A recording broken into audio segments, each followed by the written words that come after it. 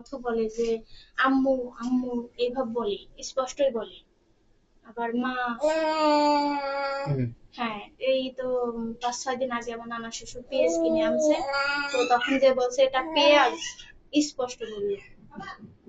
কিন্তু প্রথম ডোজে মনে হচ্ছিল যে পিছন থেকে ডাকলে হালকা পাতলা শুনতে আসছে, এবার আর পাচ্ছে না যেন মনে হচ্ছে।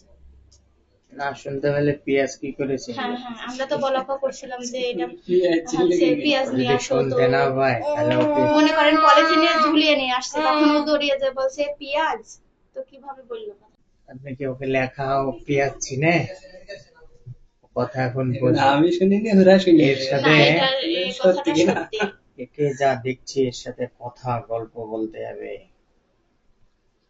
মানে ও সব বুঝতেছে কিন্তু এটা ও বলতে পারতেছে না। ওখানে তো গলায় বাজায় করে আঙুল দেয় আর দেখায়।